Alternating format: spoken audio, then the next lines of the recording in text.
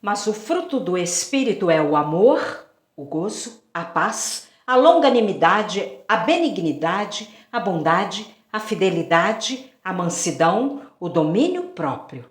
Contra estas coisas não há lei.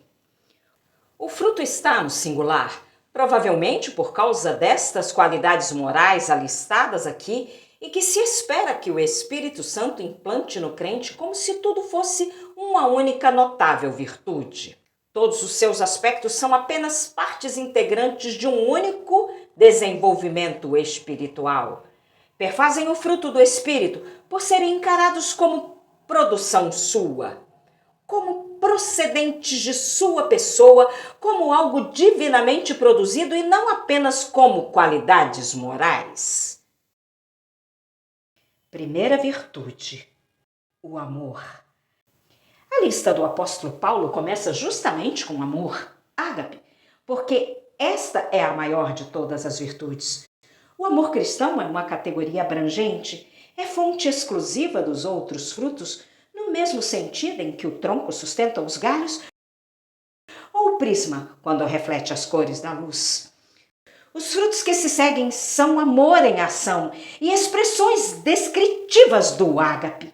O amor ágape não é uma mera emoção. Não se trata de um sentimento impulsivo pelo qual a pessoa é levada.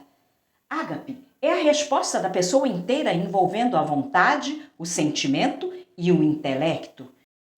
É o amor divino em estado puro. É um bem-querer de coração, mas não só às pessoas amigas, mas para com todas as pessoas. Nosso amor por Deus é vivenciado no mesmo grau quando demonstramos amor para com o próximo. O amor ágape não quer nada dos outros nem de Deus. Não espera recompensa e premiações por seus gestos. O amor ágape não é fraco e nocivamente permissivo, mas forte e disciplinado. O amor não é opcional, é imperativo. Amai-vos uns aos outros, mutualidade. O amor é responsivo, envolve uma resposta. O amor é ativo e o Espírito produz o fruto. O amor tem origem em Deus. Talvez a melhor definição de ágape seja o que ele faz e o que ele é. O amor ágape só se adquire quando se nasce de novo, ou seja, ele passa a operar na vida do homem quando este se torna templo do Espírito Santo. Virtude da alegria. A alegria cristã não é uma emoção, nem algo artificial, algo fingido, interpretado e nem mesmo um sentimento. Antes é uma ação do Espírito de Deus no espírito humano para que este venha a conhecer que o Senhor está em seu trono e que tudo está sob seu controle neste mundo. Alegria no original grego é chara, traduzido em português por graça. Trata-se daquela qualidade de vida que é graciosa e bondosa, caracterizada pela boa vontade, generosa nas dádivas aos outros, resultante de um senso de bem-estar, sobretudo de bem-estar espiritual por causa de uma correta relação com Deus. É o regozijo no Espírito Santo. É uma graça cristã implantada pelo Espírito de Deus na alma crente. A alegria envolve pensamentos graciosos sobre Cristo, hinos e salmos melodiosos, louvores e ações de graças com que os cristãos se instruem, inspiram e refrigeram a si mesmo. Regozijai-vos sempre no Senhor. Outra vez digo, regozijai-vos, ou seja, alegrai-vos, regozijai-vos continuamente. Aqui está a base da nossa alegria, não em emoções, mas no Senhor. Nossa alegria por causa de nossa união mística com Jesus. E vamos recebendo benefícios espirituais que vão além de coisas terrenas. Isto vai além das adversidades, das circunstâncias. Essa alegria cristã não é efervescência superficial, mas jorra de fontes profundas e interiores da vida cheia do Espírito de Deus. Virtude da paz.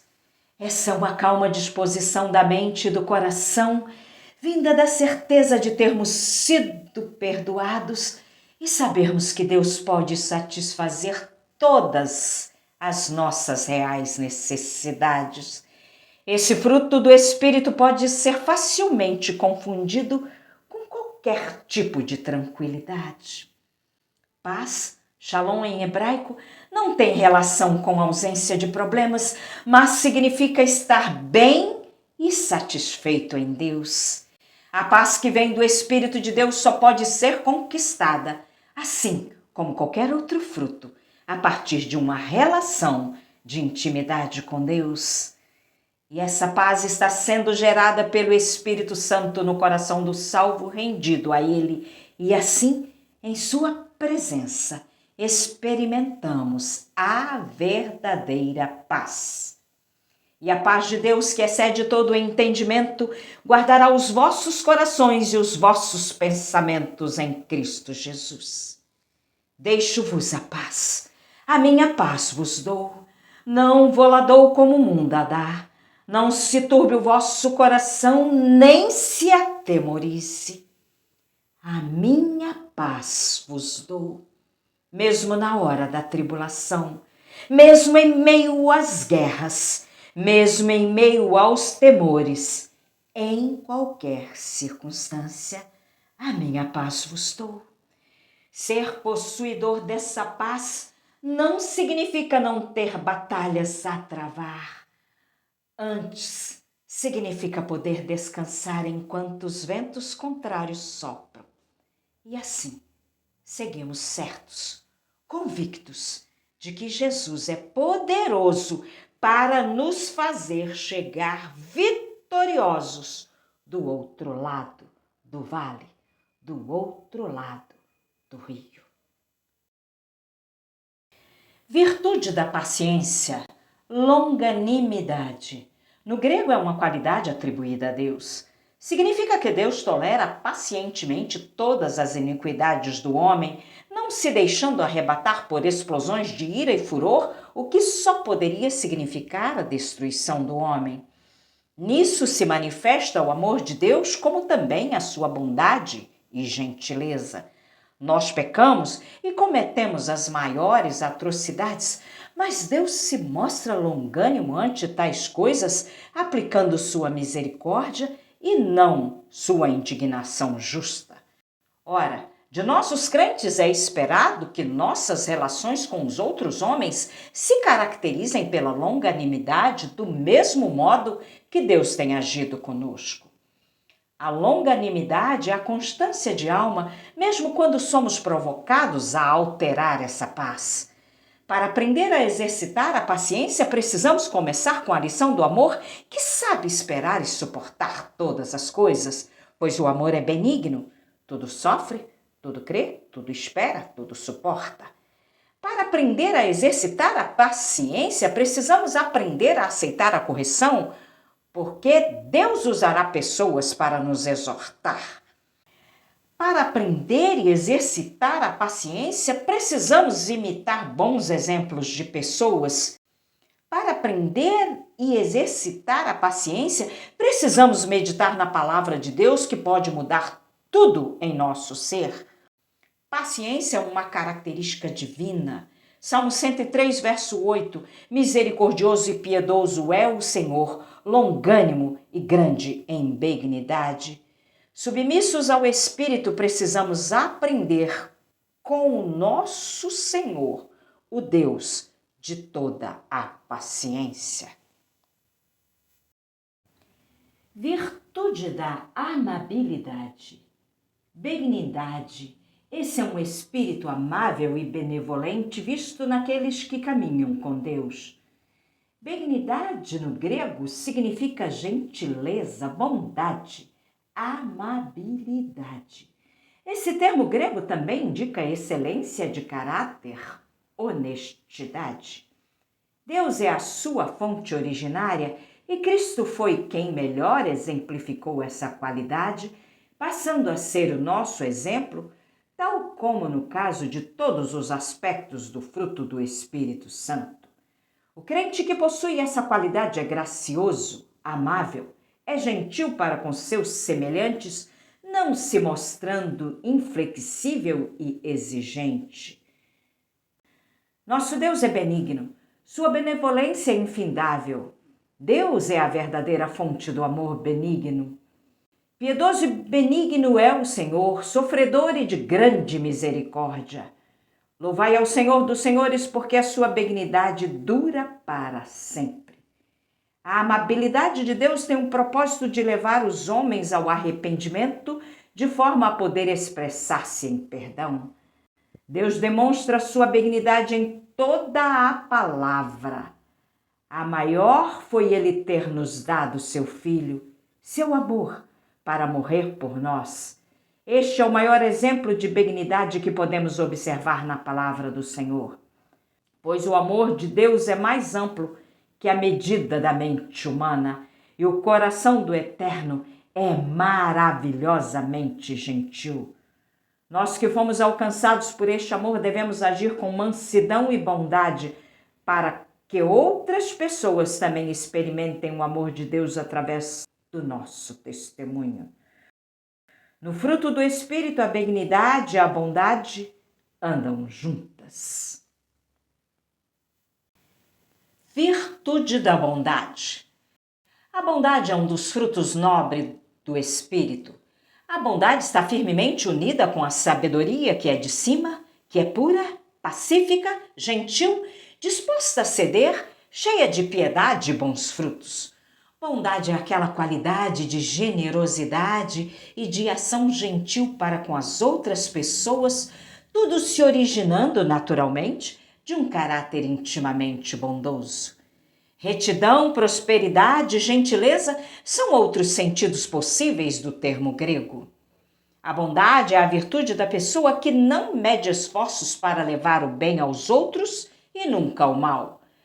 A riqueza dessa virtude está no interesse de gerar dentro de si o desejo de promover satisfação, alegria e bem-estar àqueles que estão à sua volta, não se preocupando se irá receber daquele qualquer tipo de retorno, mas se importando apenas em favorecê-lo. Esse fruto é semelhante da benignidade, mas bondade ressalta a maior disponibilidade em dar mais do que alguém merece. Devemos praticar esse fruto em nossas atitudes com os outros e conosco, pois o Senhor é glorificado nisso. E primeiramente praticar com nossos irmãos em Cristo. Então, enquanto temos tempo, façamos bem a todos, mas principalmente aos domésticos da fé. Bondade é a benignidade em ação. Permita-se transformar pelo Espírito Santo. Permita-se viver a bondade de Deus e que ela transborde em você, a ponto de te tornar bondoso perante Deus e os homens. Virtude da fé. Fé, fidelidade, no original grego é pits, que pode significar tanto confiança quanto fidelidade. E ambas essas facetas dessa virtude certamente procedem do Espírito de Deus, embora a fé seja o principal aspecto destacado aqui. Ao longo do Novo Testamento, pits refere-se principalmente à ação do crente depender totalmente da obra de Cristo. Não é um credo, não é a aceitação intelectual de um credo, e não é um conjunto de doutrinas, como também não é produto humano. Porque pela graça sois salvos por meio da fé, e isto não vem de vós, é dom de Deus, não vem das obras para que ninguém se glorie. A fé não é produto humano, ela ocorre através da operação divina. A fé consiste em confiança da alma em Cristo, resultante de uma experiência com Ele. É a dependência absoluta e a confiança na palavra de Deus. O justo vive pela fé e de fé em fé. A fé é posta em contraste com o princípio legalista que não pode ser frutífero, antes é estéril. A lei não produz fé, somente princípios a serem seguidos. Ora, a fé é o firme fundamento das coisas que se esperam e a prova das coisas que se não veem.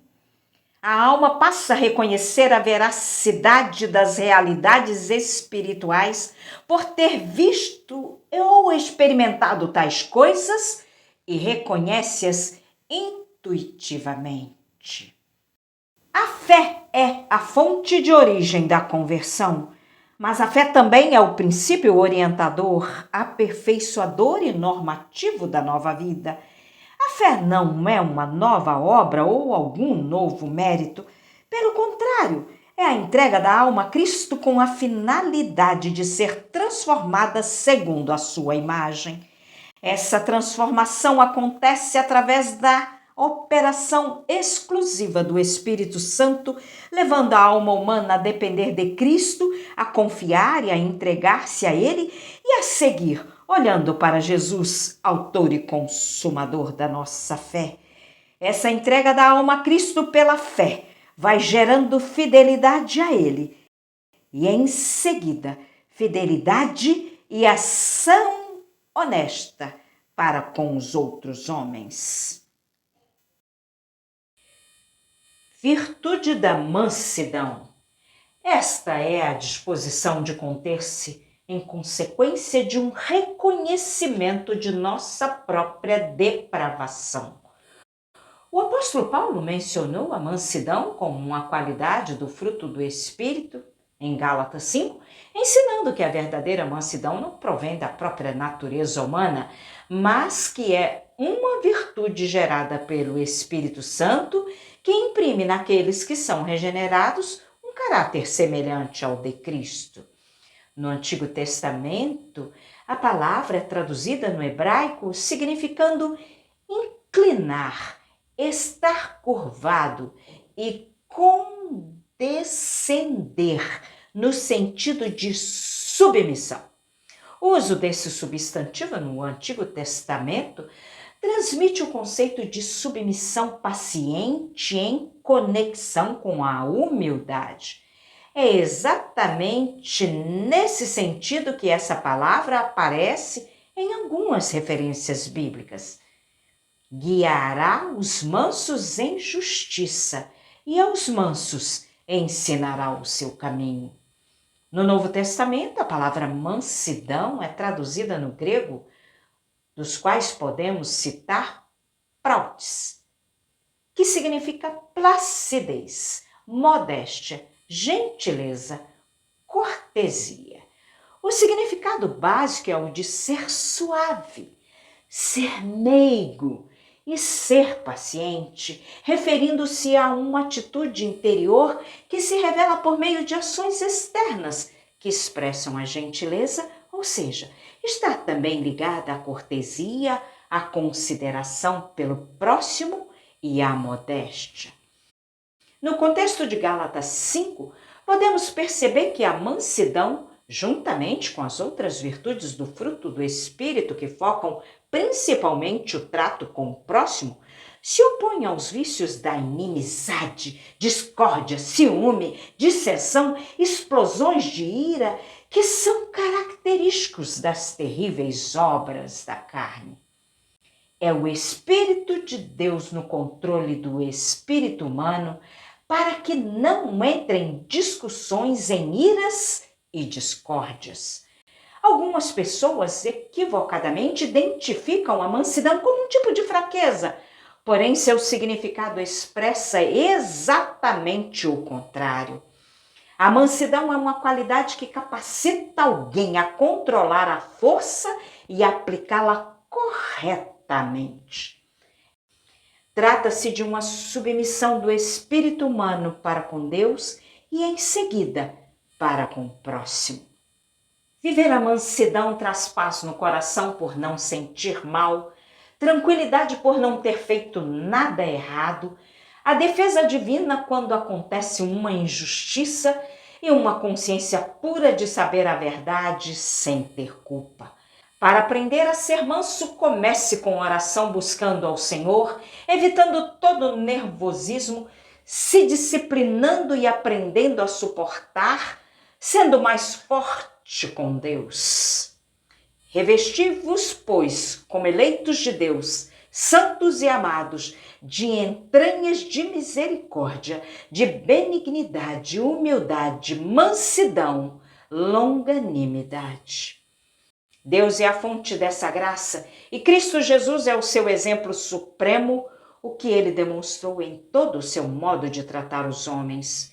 E o Espírito Santo é que frutifica em nós. Submetidos ao Espírito, você e eu podemos aprender a ser. Podemos ser mansos como Jesus. Virtude do domínio próprio. Domínio próprio. Equilíbrio, autocontrole, temperança. Pessoa que consegue dominar os seus impulsos, controla seus atos, suas emoções. Temperança no grego é mais bem traduzida por autocontrole, domínio próprio. Em alguns textos bíblicos, refere-se a toda forma de autocontrole e autodisciplina que um atleta precisa exercer para ser bem-sucedido em todas as suas tentativas de obter a coroa da vitória. Embora esse fruto descreva a proibição de todas as paixões e desejos do homem, conforme este texto de 1 Coríntios 9, 25, também tem a aplicação específica de ser sexualmente moderado, controle do impulso sexual. Com a ajuda do Espírito de Deus, podemos dominar nossos desejos sexuais. O domínio próprio evita a destruição de nossos corpos e de nossos relacionamentos. Domínio próprio é saber se controlar. Isso é muito importante porque nem todos os nossos impulsos são bons. Quem vive apenas para satisfazer seus prazeres, suas vontades, sem se preocupar com as consequências, acaba caindo no pecado.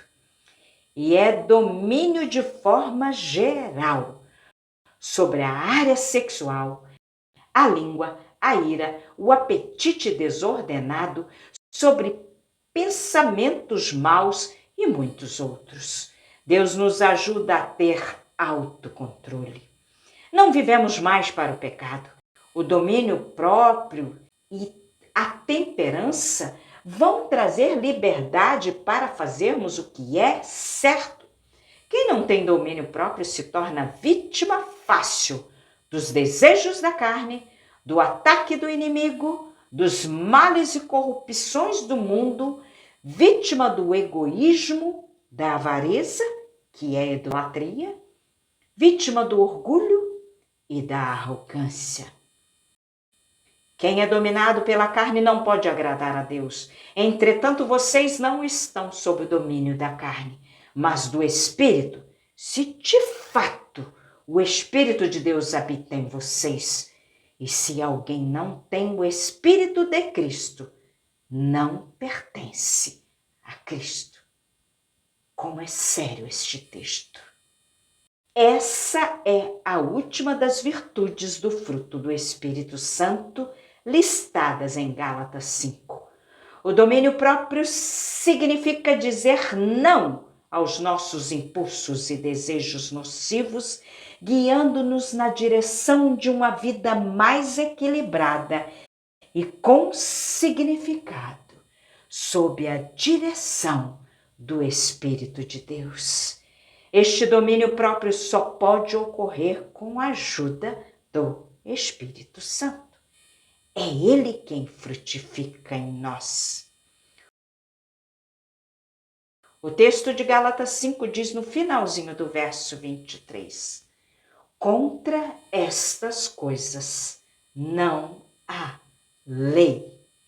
O que é produzido pelo Espírito de Deus dentro do sistema da graça divina jamais poderá ser condenado pela lei de Deus. Pelo contrário, tal fruto será sempre elogiado pela lei, ordenado por ela. Frutifiquemos em Cristo Jesus.